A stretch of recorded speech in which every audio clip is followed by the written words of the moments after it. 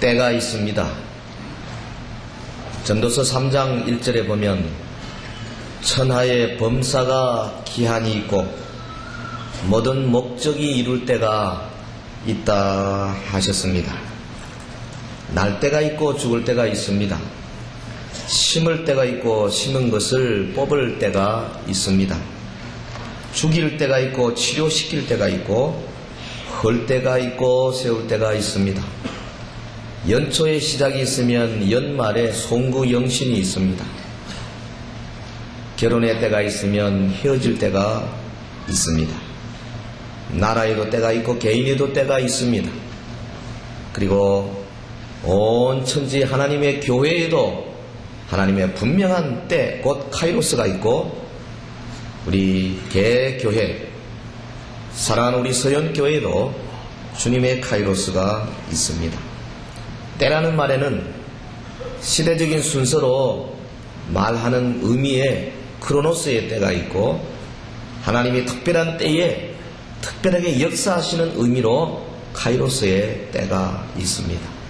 하나님은 자기의 교회를 향하여 자신의 카이로스의 기간을 정하시고 중요한 순간순간마다 섭리하시며 역사하시며 인도하여 주시는 줄 믿습니다. 그 배후에 하나님의 강력한 손길이 있음을 전도서 기자는 전도서 3장 11절에 이렇게 말합니다. 하나님이 모든 것을 지으시되 때를 따라 아름답게 하셨고 또 사람에게 영원을 사모하는 마음을 주셨느니라. 14절에는 무릇 하나님이 행하시는 것은 영원히 있을 것이라 더할 수도 없고 덜할 수도 없나니 하나님이 이같이 행하심은 사람으로 그 앞에서 경외하게 하려 하심인 줄을 내가 알았도다. 특별히 그 가운데 자신의 교회를 향한 하나님의 섭리는 각별하십니다. 하나님의 성령께서 교회 가운데 임하시고 교회의 모든 대소사 문제를 친히 감독하시며 인도하시며 역사하시는 겁니다. 어떤 때는요, 우리 성도들이 열심히 해도 안 될 때가 있지 않습니까? 효과가 나지 않을 때가 있습니다. 주일학교 교사들이 모여서 연초부터 기도하고 그래서 어찌하면 우리 유년부 혹은 초등부 중등부를 부흥시킬까 열심히 했지만은 몇 달이 되어도 연연 표가 안 날 때가 있습니다. 전도팀이 구성이 되어서 기도하고 전도하기 위해서 최선을 다해도 도무지 예수 믿겠다고 오는 사람이 없을 수가 있습니다. 그때 우리는 부르짖습니다. 주님, 아무리 해도 일이 안 되는데 어찌하면 좋겠습니까? 그러나 어떤 때는 우리가 기쁨으로 즐거움으로 찬양할 때가 있습니다. 부르짖을 때고 노래할 때가 있습니다. 주여, 주님이 우리 가운데 역사하고 계심을 우리가 믿습니다. 주님이 우리와 함께 하심이 확실합니다. 이제 다음 순서 주님이 하실 일이 무엇입니까? 하는 일마다 잘 되고요, 계획하면 그대로 수행이 되고 주님이 역사하시고 교회가 부흥을 하고 은혜 받는 사람이 막 생기고 많은 사람들이 은혜롭게 성도의 교제를 즐거워하는 그런 교회 때가 있습니다. 오늘 본문에 나타난 초대교회는 굉장히 어려운 때를 지나왔었습니다. 외부적으로는 무서운 도전이 있었습니다. 예수 믿는다는 그 하나 때문에 잡혀서 감옥에 갇히기도 하고 죽임을 당하기도 했은 때였습니다. 동족들이 조롱했습니다. 철저하게 외면했습니다. 유대 사회에서 축출이 당했습니다. 소위 출교당했습니다. 외부적인 고난과 핍박이 너무 심한 때가 바로 초대교회였습니다. 뿐 아니라 내부적으로는 저들이 넘어야 할 산이 너무나 많았습니다. 유대교회의 그 굴레에서 극복해야 하는데 수천 년 내려오는 이 전통을 도무지 깰 수가 없었습니다. 할례 받지 아니하면 그리스도인으로 인정받지 않은 때가 있었습니다. 저들이 먹는 거 하나하나 전부 율법대로 하지 아니하면 예수 믿는 자로 인정 안 될 때가 많았습니다. 오늘 우리와는 너무나 큰 차이를 가지고 있는 그런 그리스도의 공동체였습니다. 특별히 저들 가운데 유대인과 이방인 간의 장벽이 너무 높았습니다. 그래서 서로 어르렁거리고 서로 잡아먹을 듯이 도무지 같이 친화되고 친교되는 것이 불가능한 듯이 보인 때가 있었습니다. 당시의 초대교회 성도들은 신앙의 경력에 있어서 대단히 어렸습니다. 아주 유학이었습니다. 경험이 없었습니다. 얼마나 많은 어려움이 있었겠어요. 가히 16세기 초반에 마틴 루터와 요한 칼빈과 주인글리와 후스 등이 종교개혁을 일으킬 때와 비슷합니다. 저들이 대항했던 상대는 전 세계를 뒤덮고 있는 로마 카톨릭과 로마 카톨릭의 형식과 의식 위주의 신앙의 체계였습니다. 하나님의 말씀에 비춰볼 때 도무지 있을 수 없는 많은 불합리한 요소들을 안고 있는 교회들이었습니다. 저들은 참으로 어려운 기간을 지나면서 하나님의 성령의 위로로 진행해 왔었습니다. 21세기 초반에 현대교회가 당면하고 있는 문제들도 절대로 쉬운 문제는 아니라고 저는 생각합니다. 4세기 초반에 콘스탄틴 황제가 교회를 국교화하고 난 다음에 그때부터 지금 1600 혹은 1700년 동안 교회는 그 구조적인 면에서 경직성을 탈피하지 못하고 있습니다. 초대교회에 전혀 없었던 제도, 곧 사제제도가 생겼습니다. 그래서 99%를 차지하는 평신도들은 그냥 교회 다니고 헌금이나 하고 나머지 1%밖에 안 되는 소수의 사제들, 요즘 말하면 교역자들입니다. 모든 일을 다 떠맡아 가지고 너희들은 봉급 받으니까 하나님 일 하고 우리는 그저 주일날 와서 참여만 하고 헌금만 하면 됐지. 그래서 평신도와 성직자의 구별이 생겼는데 이것은 성경에 전혀 없는 것입니다. 성경 어디에도 평신도란 말도 없고 교역자란 말이 없어요. 다 하나님의 은사 받아서 하나님 일을 감당하는데 때로는 그가 24시간 풀로 일하면 생활비를 줄 뿐이지 어떤 거기에 구별이 있어서 너는 이거 하고 너는 일해라. 우리는 11점 하면 되고 우리는 감상금 하면 되고 그런 것이 전혀 초대교회 없었습니다. 그런데 1700년 동안 고착된 이 경직된 구조 때문에 오늘 하나님의 성령의 강력한 부으심을 받아도 불과 몇 년이면 다 쓰러져 버리는 아주 이 헌 푸대를 가지고 있다 이 말. 주님은 오늘 끊임없이 우리에게 새 수를 주고 계십니다. 새 복음을 주고 계십니다. 살아있는 생명 있는 복음을 주고 계시는데 이 복음은 새 푸대에 넣어야 되는 거예요. 근데 여전히 헌 푸대를 가지고 넣으려니까 이해되지 않는 겁니다. 20세기 중반부터 시작해서 이 평신도 운동이 일어나고 그래서 모든 사역자들을 세워내는 강력한 운동이 하나님께서 교회를 통해서 시작하지 아니하시고 오히려 밖에 있는 여러 페라처치 선교 단체들을 통해서 시작하셨습니다. 그것이 내비게이터요 혹은 CCC요 성서 유니언이요 혹은 조금 과하지만은 UBF요 여러 다른 선교 단체들입니다. 이들을 통해서 교회에 많은 자극을 주고 주의 몸된 교회가 1970년 80년대에 이르러서 비로소 눈을 뜨고 이제는 소그룹 공동체를 만들기 위하여 헌신하는 교회들이 우리 한국에도 적어도 지금 수백 교회가 되어가고 있습니다. 우리 교회는 비록 48년의 역사밖에 안 되어 있지만은 이 1700년 동안 흘러내려오던 기독교의 전통을 그대로 받아서 처음부터 시작했기 때문에 알게 모르게 많은 요소들을 가지고 있습니다. 그 중에 우리가 개성 반드시 해야 할 것이 있고 혹은 개혁하거나 보완해야 할 것이 있음을 우리가 알아야 되겠습니다. 무엇을 개성해야 합니까? 사도적인 신앙을 개성해야 합니다. 사도신경적인 신앙을 개성해야 합니다. 성경의 무호성을 개성해야 합니다. 개혁주의적인 신앙을 개성해야 되고 개혁주의 신학을 개성해야 합니다. 하나님이 어떠하며 구원이 어떠하며 예수 그리스도의 이제 유일성이 어떠함을 우리가 그대로 개성해야 합니다. 개혁주의적인 창조론을 개성해야 되고 개혁주의적인 문화관을 개성해야 합니다. 하나님께서 우리에게 주시는 여러 많은 개성해야 할 것들이 있어요. 동시에 분명히 우리 가운데는 개혁하고 보완해야 할 점들이 있습니다. 뭐를 개혁해야 합니까?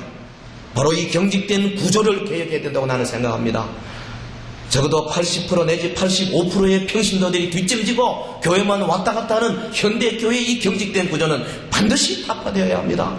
전 성도들이 다 뛰어들어서 사역하는 교회가 되어져야 합니다. 여러분 사도행전 혹은 서신서를 보면 어떤 초대교회도 평신도들이 교회만 왔다 갔다 하고 그저 헌금만 하는 교회는 없었습니다.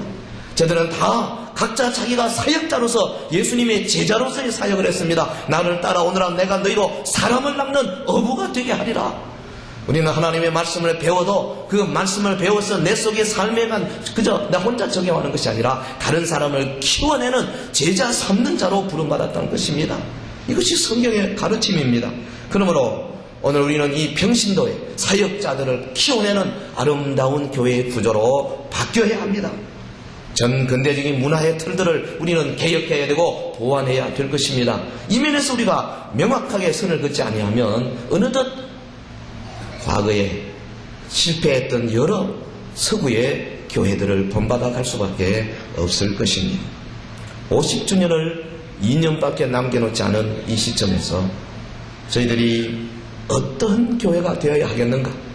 정말 주님이 원하시는 부흥하는 교회는 어떤 모습이었는가 하는 것을 이 사도행전 9장 31절 한 구절을 통해서 생각하기를 원합니다. 부흥하는 교회의 모습은 어떠합니까? 이 구절이 오늘 우리에게 금년 한 해 동안 주시는 아름다운 구절이 되기를 주의 이름으로 권면합니다. 먼저 본문을 통해서 첫째, 부흥하는 교회의 모습. 본문 31절을 다시 한번 천천히 또박또박 같이 읽겠습니다. 시작. 그리하여 온 유대와 갈릴리와 사마리아 교회가 평안하여 든든히 서가고 주를 경외함과 성령의 위로로 진행하여 수가 더 많아지니라. 아멘. 첫 번째 요소는 평안하여 이 단어에서 발견이 됩니다. 능동태입니다. 계속적으로 평안한 상태로 진행해 가는 교회의 모습이 그려지고 있습니다. 사실 초대교회 여기 유대 교회들, 갈릴리 교회들, 사마리아 교회들 전체는 여러 교회들인데 누가는 이 구절에 교회라는 단어를 분명히 단수로 쓰고 있습니다. 사도 바울이 여러 경우에 복수로 쓰고 있는 교회들을 여기는 누가는 의도적으로 단수로 쓰고 있습니다. 예루살렘 교회로부터 시작한 여러 교회들, 온 유대와 사마리아와 갈릴리 지방에 수십 수백의 교회들이 생겨났는데 이 교회들을 한 묶음으로 교회라 그렇게 표현했습니다. 사실 교회는 하나입니다. 지 교회들을 다 합쳐서 한 교회를 이루는 거지요. 그런데 이 교회가 평안했다는 것입니다. 그동안 많은 반대와 핍박이 있었습니다.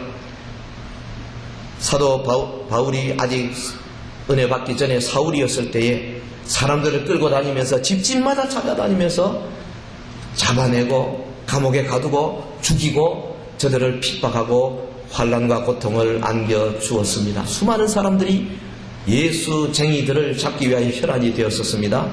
그런데 이제 평안했다는 것입니다. 제자들이 다시 예루살렘으로 돌아왔습니다. 교회들을 이루었습니다. 왜 그렇습니까? 여기 지금 하나님의 적극적인 개입이 있습니다. 어찌하여 저들이 평안을 유지했는가? 물론 잠시 평안입니다. 그 후에 곧 다시 핍박이 왔습니다만은 하나님이 일정 기간 동안 교회에 평안을 주셔가지고 그 교회로 하여금 성장하고 부흥하게 해서 장차 오는 박해를 이겨낼 수 있도록 만들어 주신 거지요. 1907년 평양으로부터 시작한 대부흥운동 한국에 있은 것은 하나님께서 1910년 한일 합방 36년 동안의 일제의 그 탄압과 모진 핍박을 견뎌내기 위해서 하나님이 잠시 주시는 놀라운 축복과 마찬가지입니다. 어떻게 하여 평안했는가? 먼저는 적극적으로 핍박을 가해오던 선봉장 사울이라는 사람을 아예 그냥 주님이 직접 때렸습니다. 그래서 바꿔버렸습니다. 할렐루야. 할렐루야. 핍박자를 뭐로요? 회심자로 바꿨어요. 하나님의 방법입니다. 여기 얼마나 유머가 있고 코미디 같은 그런 게 있어요. 하나님께서는요 가끔씩 이렇게 일을 하십니다.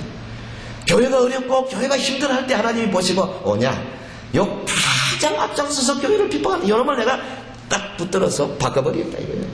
얼마나 멋있습니까? 또 하나 당시 교회가 평안을 누리게 된 이유 중에 하나는 AD 37년에 로마 황제 칼리굴라 이 사람이 무슨 생각을 가졌는지 저 예루살렘 성전에다가 지 동상을 세우려고 그랬어요. 이거는 보통 일이 아닙니다. 유대교를 신봉하는 유대인들이 이 소식을 듣고 총궐기했습니다. 나사렛 예수를 따르는 그런 작은 섹트들, 그 예수쟁이들이 여기저기서 모인 거, 그것도 큰 문제있지만, 그러나 로마 황제가 자기의 우상을 거룩하신 하나님의 성전에 세운다? 이거는 기독교인들을 박해하는 이걸 비하면 이건 상대가 안 돼. 그래서 기독교를 향한 박해의 그 방향을 틀어가지고 여기에 총력을 집중하다 보니까 예수 믿는 사람들이 평안을 누리게 된 거예요. 이건 하나님이 직접적으로 하시는 역사입니다. 할렐루야. 할렐루야. 하나님께서는 교회가 어려울 때 때를 따라서 이처럼 역사하시는 분이십니다. 주님은 자신의 교회를 절대 버리지 아니하시는 분이십니다. 교회는 어떻게 해야 됩니까? 이런 하나님의 평안을 가졌을 때에 감사하고 즐거워하고 노래하고 또한 영광을 돌려야 합니다. 심지어 불시험 때에도 우리는 즐거워해야 되지 않습니까? 베드로전서 4장 12절 이하에 보면 사도 베드로, 사랑하는 자들아 너희를 시련하고 오는 불시험을 이상한 일 당하는 같이 이상히 여기지 말고 오직 너희가 그리스도의 고난에 참여하는 것으로 즐거워하라.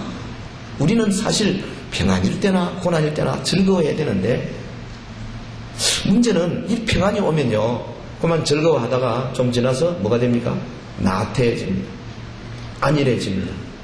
레타직해집니다. 이게 문제예요. 어려운 문제가 없으면요, 그만 뒷짐지게 되고 과거에 가졌던 그 열심이 언제 어느덧 없어져 버리고 마는 겁니다. 살림이 어렵고요, 구멍가게 하고 작은 그 기업을 운영할 때는 11조도 하고 열심을 내고 하다가 좀 커지고 잘 살게 되고 차가 몇 대 생기게 되고 집도 장만하게 되고 그저 배짱 생기게 되고 배 두드리게 되고 이러면요 어떻게 됩니까? 그만 열심히 온데간데 없어지는 것이 우리 인지상정 같아요. 그런데 이 초대교회는 그러지 않았습니다. 오히려 더욱더 열심히 양육하고 열심히 증거하는 교회였습니다. 우리 서영교회도 주님이 주시는 평안을 누리고 있는 이때에 더욱더 열심으로, 무서운 환난과 핍박이 오기 전에 더욱더 열심으로 서로 사랑하고 발시키고 격려하고 양육해내는 아름다운 교회 되기를 주의 이름으로 권면합니다. 두 번째는 든든히 서가고, 본문이 말하고 있습니다. 든든히 서가고. 우리 교회가 본받아야 할 점입니다. 여기 이 말은 헬라말 한 단어로 된 말입니다. 오이코도무메네. 이 말은 오이코도메오라는 동사에서 나왔는데, 이 동사의 뜻은 집을 짓는다, 혹은 영적으로 성장한다, 예수 그리스도 안에서 믿음으로 확고하게 서간다, 이런 뜻입니다. 이것이 수동태 분사형으로 되어 있기 때문에 이것은 진행형입니다. 든든히 서가고, 우리말에 번역이 잘 된 것 같아요. 다른 말로 표현하면 성도들이 지속적으로 영적으로 성장하고 있는 모습을 지금 그려놓은 것입니다. 혼자 성장하는 게 아니죠. 공동체 안에서 성장하는 것입니다. 집을 짓는데 벽돌 하나 가지고 질 수 없습니다. 여러 개의 벽돌이 필요합니다. 공동체로서 서로 성장해 나가는 모습을 아름답게 그려놓은 글입니다. 사마리아 교회가 평안하여 든든히 서가고, 무슨 말입니까? 예수 그리스도를 믿는 믿음 안에서 저들이 더욱더 강하게 서가고, 예수 그리스도에 전해주신 말씀, 사도에 가르치는 그 하나님의 말씀을 더욱더 알아가고, 하나님의 성령의 임재하심과 성령의 능력을 체험하는 그 지식이 점점 많이 쌓여가고, 그런 뜻입니다. 하나님의 말씀을 받아가지고 주변의 사람들의 효과적으로 증거하는 일에 있어서 더욱더 성숙되어져 가고, 성도들이 모여서 서로 나누고 돌보고 사랑하고 서로를 위하여서 헌신하는 아름다운 관계 면에서 더욱더 깊어져 가고, 그런 뜻입니다. 이것은 외적인 어떤 이벤트를 많이 한다든지 혹은 세상 사람들 알도록 무슨 굉장한 사건을 일으키는 그런 것을 의미하는 것이 아닙니다. 든든히 서간다는 것은 성도와 성도끼리 서로 관계를 맺어가지고 가르치고 밀어주고 권면하고, 그래서 키워서 점점 믿음에서 사랑의 관계에서 열정적인 영성에서 커가는 것을 의미합니다. 한 개인 개인이 성숙되어져 가고, 사실은 이걸 위해서 우리 성장국에서 여러 가지 이제 성장 프로그램을 가지고 하고 있습니다만은, 가장 좋은 성장의 현장은 초대교회에서는 구역이었습니다. 가정교회 자체가 바로 구역 아닙니까? 오늘 우리 교회로 봐서는 각 구역들이 가장 좋은 세팅이 될 수 있어요. 이 든든히 서가기 위해서. 여러분, 이런 교회가 참 교회입니다. 초신자가 들어와가지고 말씀을 받아가지고 믿음 안에서 점점 세워지고 남을 도와주는지 점점 알게 되고 증거한 일에 점점 힘이 나가지고 그 다음에 거의 그리스도의 형상을 닮아가면서 거룩한 모습으로 변해가는 일에 점점 그 모습이 변해가고 높아지고 단단해지는 모습. 교회 성도들이 많은 부분에서 이렇게 되어가는 것이 진짜 교회라 이 말이에요.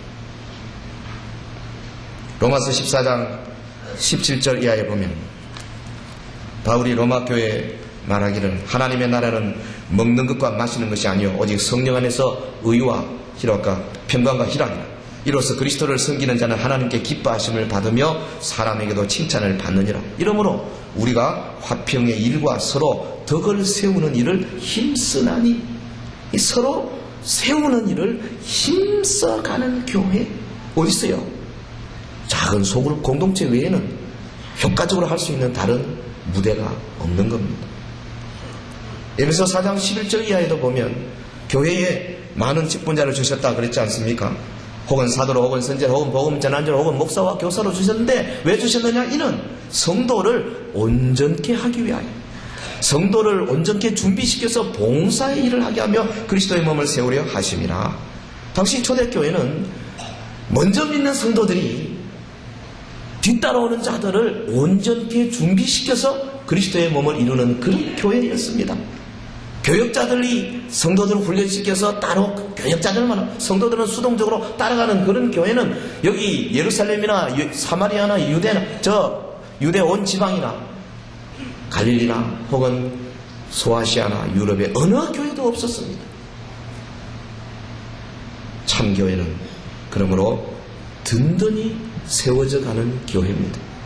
또 하나 본문이 우리에게 주는 참교회의 모습은 주를 경외함과 성령의 위로로 진행하여 하는 구절에서 보입니다. 여기 두 가지지요. 하나는 성도들이 주를 경외하는, 곧 두려워하는 삶의 자세를 가지는 겁니다. 하나님을 두려워할 줄 알아야 돼요. 하나님은 만홀히 여김을 받을 존재가 아닙니다. 하나님이 우리의 친구입니다. 우리의 아버지십니다. 우리의 남편이십니다. 동시에 그분은 우리를 창조하신 분이요, 섭리자요, 마지막 날 우리를 통치하시면서 또한 심판하신 심판주이십니다. 그러므로 우리는 하나님 앞에 나올 때에 옷깃을 여미는 경건함이 있어야 됩니다. 두려움이 있어야 됩니다. 이 말은 공포를 가지라는 말이 아닙니다. 이 말은 존경하고 경배하고 순종하는 영을 가지라는 말씀입니다. 하나님은 경배의 대상인 줄 믿습니다. 하나님은 우리가 함부로 할 수 있는 대상이 아니에요. 그 하나님께서 우리를 구속의 사랑으로 불러주셨습니다. 그래서 우리의 마음속에는 이 사랑에 끌리는 감격과 순종심을 가지고 주님 앞에 나오라는 겁니다. 예수님도 말씀하셨습니다. 마태복음 10장 28절에 몸은 죽여도 영혼은 능히 죽이지 못하는 자를 두려워하지 말고 오직 몸과 영혼을 아울러 지옥에 던질 수 있는 자를 두려워하라. 우리 주님은 두려워해야 할 존재입니다. 우리는 주님은 우리가 앞에 나가서 옷깃을 여며야 할 대상입니다. 겸손하게 하나님의 말씀이 떨어질 때에 우리의 곧은 목을 부드럽게 해야 합니다. 우리의 뻣뻣한 우리 이 심장을 부드럽게 녹여야 합니다. 우리의 유들유들한 우리의 이 마음속에 가지고 있던 여러 가지 내 생각들을 굽혀야 합니다. 꺾어야 하는 겁니다. 주의 말씀이 떨어질 때에 무조건 아멘 하여 하나님께 영광을 돌리는 우리 온 성도들 되시 주의 이름으로 축원합니다. 또 하나는 여기 보면 성도들이 성령의 위로와 능력을 힘입었다 그랬습니다. 위로라는 단어가 대단히 재미있는 단어예요. 헬라말로는 테파라클레세이. 근데 사실은 그 파라클레세이라는 단어는 성령, 파라클레시스, 성령과 같은 단어입니다. 그러니까 파라클레시스께서 파라클레세이를 주셨다. 이런 식으로 표현한 곳은 여기밖에 없어요. 사도행전에. 위로자께서 위로를 주셨다. 그 말이거든요. 성령의 본질적인 사역이 뭐냐 하면 위로 주시는 사역입니다. 하나님의 성령께서 오늘 우리 교회에 오시면은요, 여러분 상처받는 사람, 혹은 우울해하는 사람, 어려워하는 사람, 고난당한 사람, 모든 사람들 속에 놀라운 감동과 감격과 위로를 주시는 법인데, 그 위로를 받을 때에 비로소 온 교회가 부흥하게 되고 놀랍게 발전하게 된다는 뜻입니다. 성령께서 저들의 마음속에 위로를 주셨다는 것은 뭘 의미합니까? 다르게 표현하면 우리의 마음속에 주님이 임재하신다는 의식을 강하게 주신다는 거예요. 여러분 기도할 때마다 주님이 나와 함께 하시는구나. 구역으로 모여가지고 함께 찬양할 때에 주님이 이 자리에 함께 하시는구나. 어떤 자매가 기도 제목을 내놓을 때에 그 기도 제목을 받으면서 그의 아픔을 동참하며 같이 울면서 기도할 때에 하나님의 성령이 이렇게 함께 하시는구나 의식을 갖는 거예요. 위로라는 게 그걸 바로 그런 것입니다. 오늘 우리의 마음속에 십자가, 보혈, 성령의 능력, 말씀 받으며 막 감격이 솟구치는 그런 것이 위로입니다. 여러분 예수 그리스도의 십자가의 복음을 들을 때에 어떤 느낌이 있습니까? 그냥 또 하는 소리 또 하는구나, 그렇습니까? 우리의 마음 가운데 그냥 맨날 하는 소리, 설교는 맨날 그렇지 그렇습니까? 스펄전 목사 말하기를 그리스도의 십자가라는 단어가 나왔는데 내 마음에 울림이 없고 떨림이 없으면 바로 그때가 회개해야 할 때다. 나도 모르게 죄로 인해서 내 가슴, 내 심장이 가로막혔기 때문에 그렇다. 그렇게 말한 겁니다. 오늘 새벽에 제가 말씀드렸습니다. 처음 사랑을 회복해야 되는데 처음 사랑 회복이 얼마나 어렵습니까? 그래서 성경은 우리에게 처음 행위를 다시 해라 그렇게 가르치고 있지 않습니까? 첫사랑은 연약해서 부서질 수밖에 없습니다. 그러나 처음 행위는 우리가 의지할 수 있거든요. 처음 은혜 받고 성령의 위로 받고 감격 받고 그래서 말씀 읽고 전도하고 봉사하던 그 행위들을 다시 한번 우리가 시작할 때에 어느덧 우리의 마음속에 성령의 파라클레세이 위로가 임하고 그 위로를 통하여서 우리는 하나님 앞에 영광 돌리는 삶을 살 수 있게 될 줄로 믿습니다.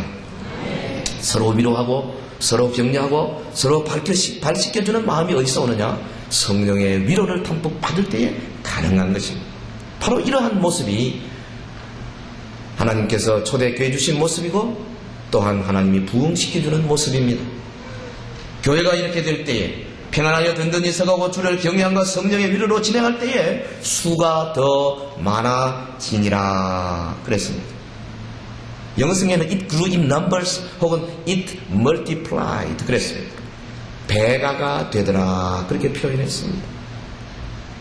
오늘 2001년을 맞는 우리 교회 세부 목표를 잠시 생각하십시다. 우리 교회도 바로 이 구절을 따라서 첫 번째 이사의 구역 공동체를 진정한 나눔과 돌봄의 현장으로 만드는 것이 우리의 목표입니다. 초대교회 구조의 특징은 한마디로 말하면 두 날개의 교회라고 말할 수 있습니다. 초대교회는 대그룹 날개가 있었고 소그룹 날개가 있었습니다. 성전에서 전체가 모이고 각 가정에서 소그룹으로 모였습니다. 나중에 저들이 성전을 이용하지 못할 때는 공중에서 전체로 모여 밖에서 전체로 모이고 회당을 빌어서 전체로 모이고 또 각 가정에서 모였습니다. 사도행전 2장 46절에 저들이 날마다 마음을 같이하여 성전에 모이기로 힘쓰고 집에서 떡을 떼며 그랬습니다. 사도행전 5장 42절에 저희가 날마다 성전에 있든지 집에 있든지 예수는 그리스도라 가르치기와 전도하기를 쉬지 아니하니라. 두 구절 다 날마다 그랬습니다. 저들은 날마다 성전에 모이고 집에서 모였습니다. 저들은 날마다 전체로 모이고 또한 소그룹으로 모였습니다. 사도행전 20장 20절에는 사도 바울이 간증하는 장면입니다. 내가 유익한 것은 무엇이든지 공중 앞에서나 각 집에서나 끊임이 없이 너에게 전하여 가르쳤다.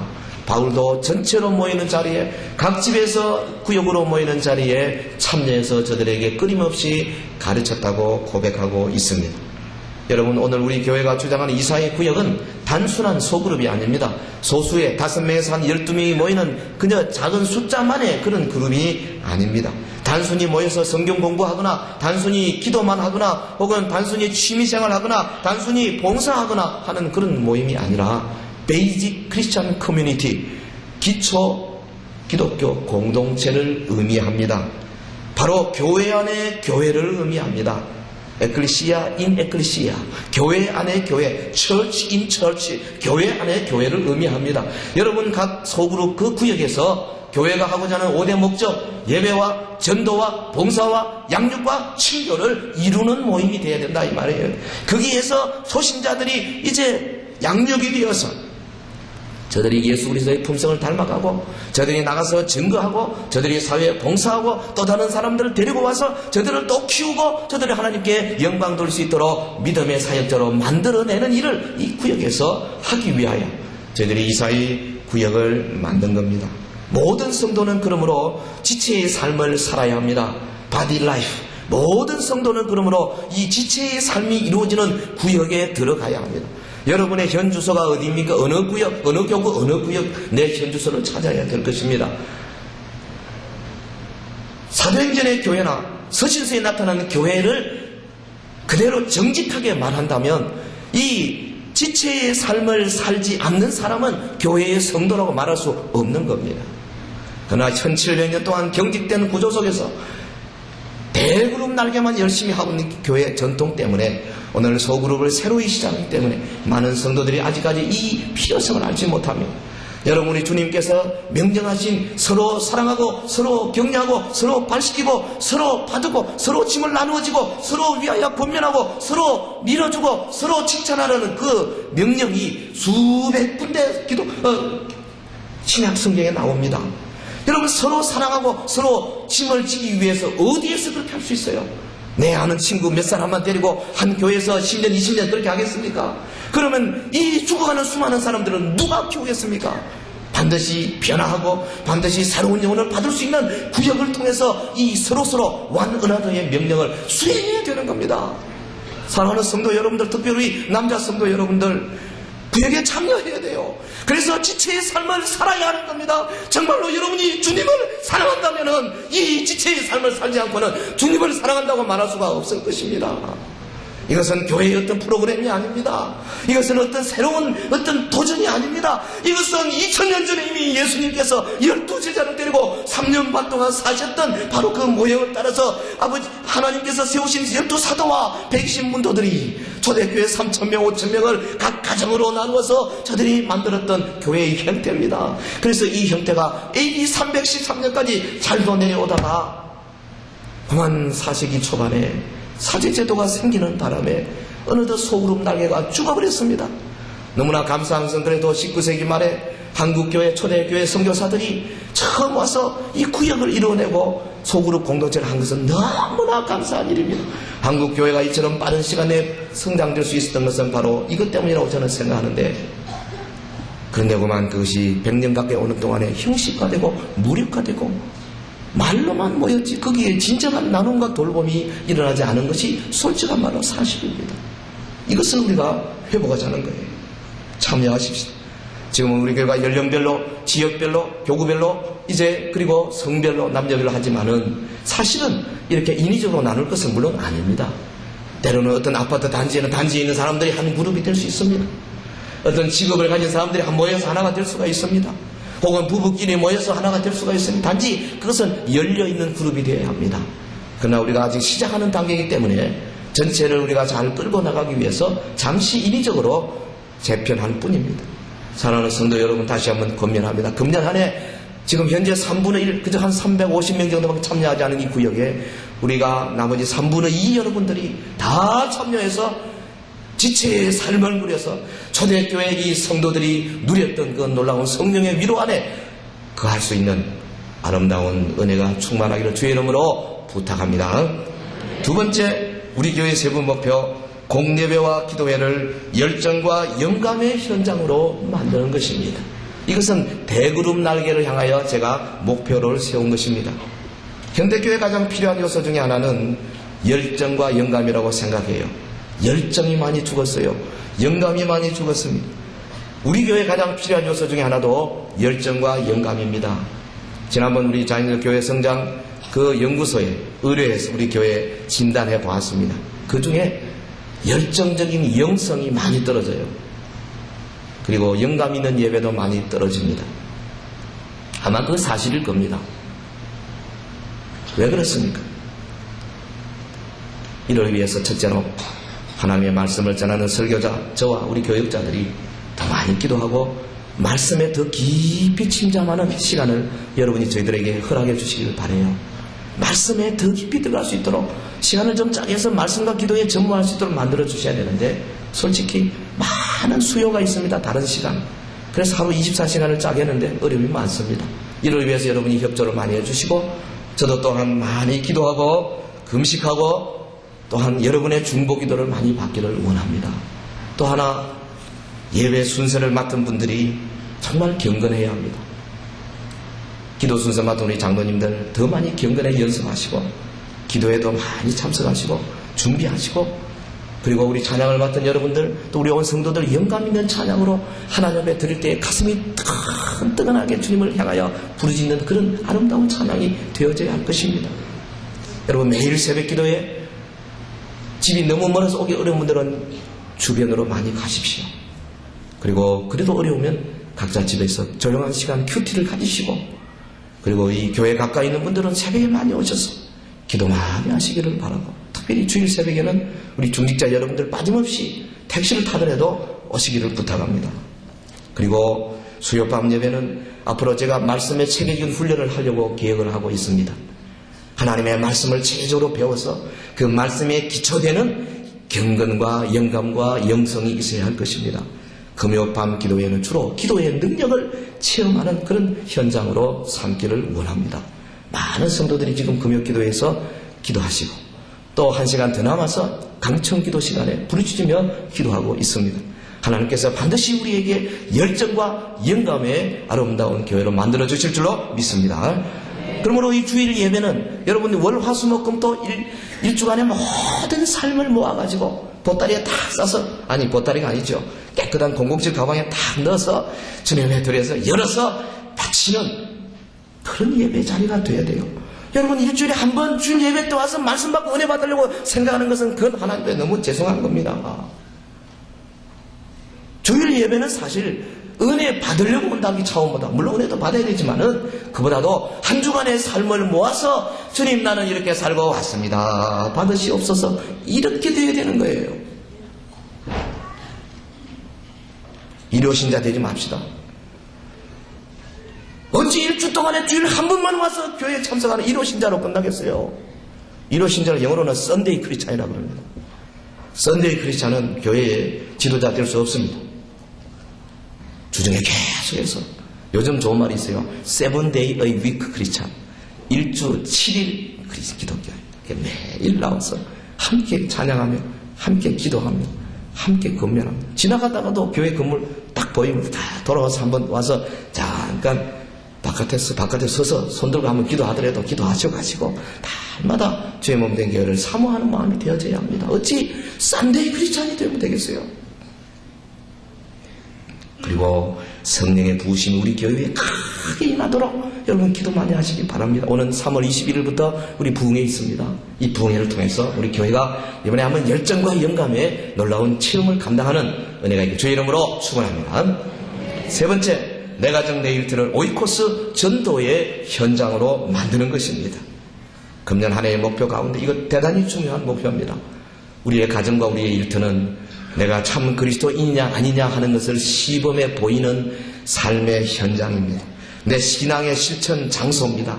그러므로 교회 안에서 아무리 경건한 척, 교회 안에서 아무리 여러 가지로 잘하는 것 같아도 월화수목금토 여러분의 가정에서, 여러분의 일터에서, 직장에서 혹은 사업체에서 만나는 사람과의 관계에서 그리스도인으로서의 삶을 제대로 살지 못하면 그건 헛겁니다. 내가 받은 말씀, 내가 기도해서 얻은 그리스도의 인으로서의 능력, 이것이 경건으로 뭉쳐져서 내가 경건의 수준이 올라가고 경건의 능력을 갖게 되면 자연스럽게 내 가정과 일터에서 빛과 소금의 역할이 되고 그 결과 나와 사랑하는 사람들, 가까운 친척들, 친구들, 오이코스들 나를 통해서 변화되기 시작하고 그리스도의 복음의 말씀 한마디 던질 때 저들이 전도되어서 다가오는 겁니다.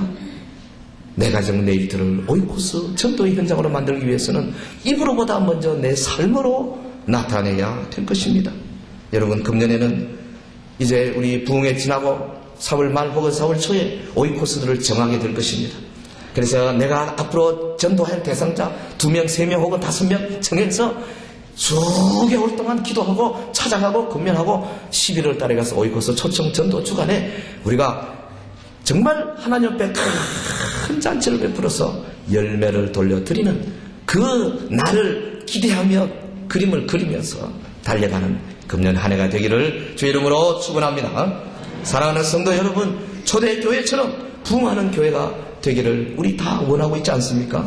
본문 31절 진행하여 수가 더 많아지니라 말씀을 맺습니다. 교회 내에 화평 유지에 최선을 다하십시다. 이를 위해서 우리 하나님께서는 그 교회 각 개교회에 7위 기관 하나를 두셨습니다. 당회입니다. 여러분들이 선거에서 뽑은 장로님과 시무 장로님들과 그리고 담임 목사 합쳐서 당회가 이루어진 이 기관은 교회의 유일한 7위 기관입니다. 이 기관에서 정하고 추진하고 권면하고 밝혀주는 모든 것들을 우리 온 성도들이 전심으로 순종해야 될 줄로 믿습니다.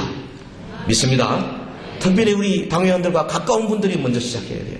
우리 집안분들과 혹은 가까운 분들, 관계되는 분들이 먼저 사와 공을 가려야 됩니다. 그래서 당회가 결정하는 것에 대해서는 무조건 일단 순종하고, 우리 당회는요 절대로 진리에 벗어나는 것 결정 안 합니다. 걱정할 거 없어요.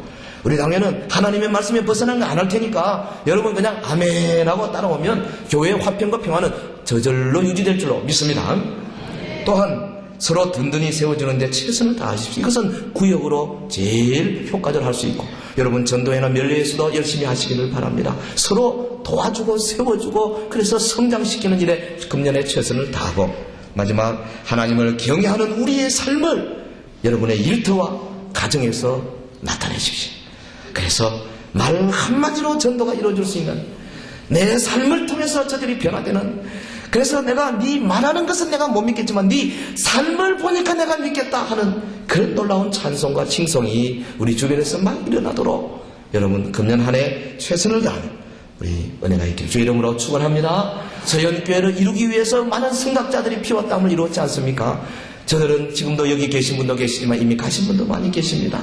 그들의 그 피와 땀, 그들의 희생을 절대로 헛되지 않기 위하여 오늘 21세기 초반부터 우리 온 교회가 손에 손잡고 달려가는, 벽대를 향하여 달려가는 은혜가 있기를 주의 이름으로 부탁합니다. 기도하십시다. 우리 다 같이 합심해서 큰 목소리로 기도하겠습니다.